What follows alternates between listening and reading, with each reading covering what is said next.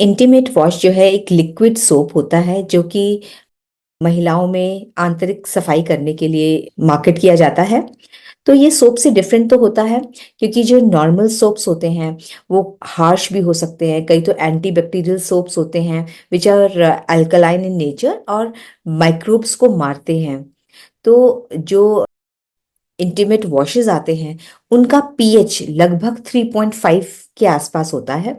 और जो हमारे सोप्स होते हैं वो अल्कलाइन इन नेचर होते हैं जिसका कि पीएच 8 से 10 के बीच में होता है। दोनों में काफी फर्क है। सोप्स तो सॉलिड रूप में भी आते हैं, लिक्विड्स में भी आते हैं, लेकिन इंटीमेट वॉशेस लिक्विड सोप होती हैं जिनको कि वल्वल एरिया को क्लीन करने के लिए होते हैं, लेकिन किसी भी कंडीशन में उसको वजाइना के अंदर नहीं यूज करना है। इंटीमेट हाइजीन के लिए भी वो मार्केट होता है, तो सिर्फ वल्वल एरिया मतलब बाहर की स्किन के सफाई के लिए। जो नॉर्मल सोप्स होते हैं उसमें फ्रैग्रेंस वगैरह भी काफी होती है, और जो इंटीमेट वॉशेस होते हैं उनमें इतनी फ्रैग्रेंस नहीं होती है। ऑन द कॉन्ट्ररी बिल्कुल भी ज़रूरी नहीं होता इंटीमेट वॉशेस को यूज़ करना। वल्वल एरिया की सफाई के लिए प्लेन वार्म वाटर आप यूज़ कर सकते हैं।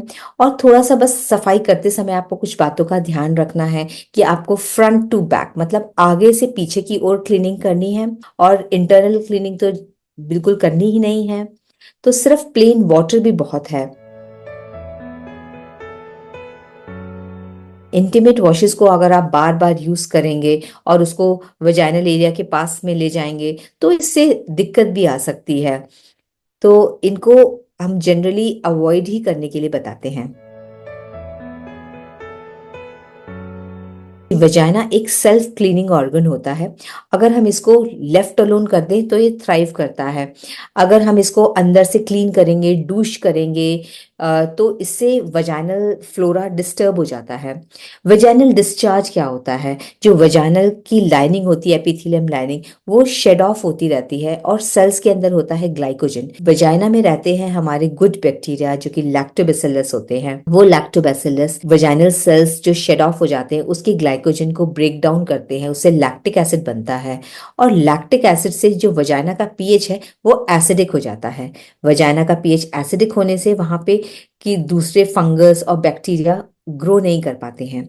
और इसी तरह से सर्वाइकल ग्लैंड्स होते हैं जिससे कि म्यूकस बनता है, और वो इन सब सेल्स को, डेड वजाइनल एपिथेलियल सेल्स को बाहर की तरफ लेके आते हैं।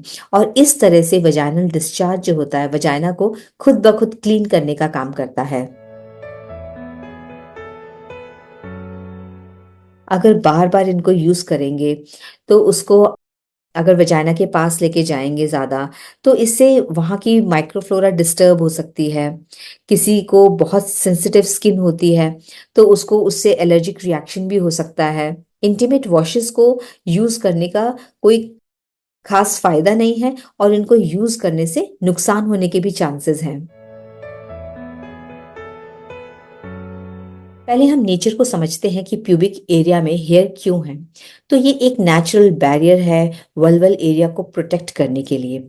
जब हम इनको वैक्सिंग या शेविंग से रिमूव करते हैं तो वहां पे माइक्रो कट्स लग जाते हैं, हेयर फॉलिकल्स डिस्टर्ब हो जाते हैं। कई बार वैक्सिंग के बाद फॉलिकुलाइटिस वगैरह, वैक्स की वजह से बर्न होना, इन्फ्लेमेशन होना, ये सब बहुत कॉमन है।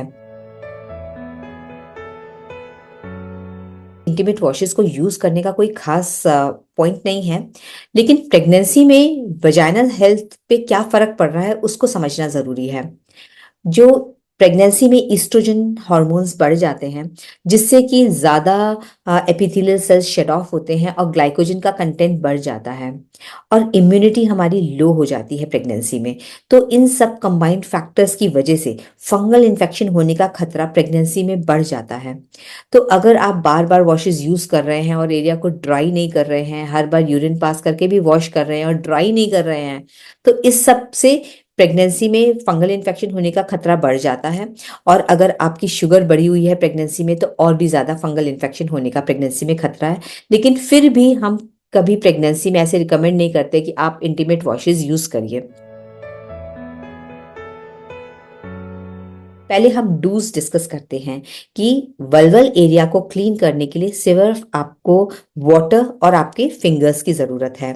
जेंटली लेबियल फोल्ड्स को हम सेपरेट करके जो टॉप का एरिया वहां पे कुछ भी स्मेग्मा वगैरह का कलेक्शन है तो उसको हम क्लीन कर सकते हैं।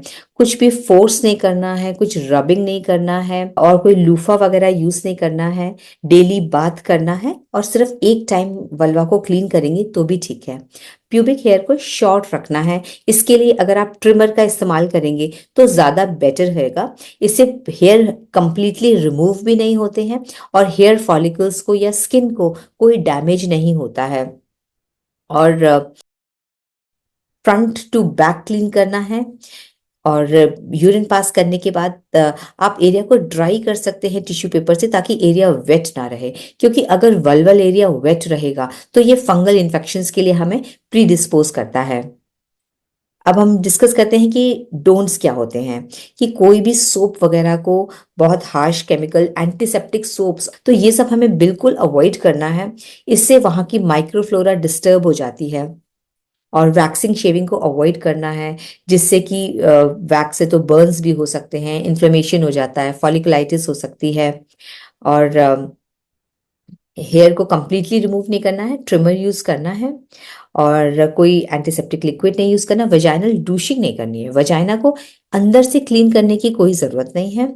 और एक और बेटर ये है कि अगर आप पैड्स यूज करते हैं तो आप कंपोस्टेबल पैड्स यूज करिए पीरियड्स के time, compare to the conventional pads जो कि प्लास्टिक के होते हैं और मॉइस्चर को रिटेन करते हैं। कोई भी पैड आप यूज करते हैं तो उसको 6 घंटे से ज़्यादा नहीं रखना है। कोई भी पैड ओवरनाइट आप रखेंगे तो वल्वल एरिया में ज़्यादा मॉइस्चर और इन्फेक्शन का खतरा रहेगा। तो जो वुमेन ट्राई करना चाहती हैं मेंस्ट्रुअल कप्स को, उनको मेंस्ट्रुअल कप को ट्राई करना चाहिए। पीरियड्स के टाइम जो आप पैड यूज़ करते हैं उससे मच बेटर कंफर्ट भी रहेगा और इन्फेक्शन वगैरह का चांस कम हो जाएगा आपको।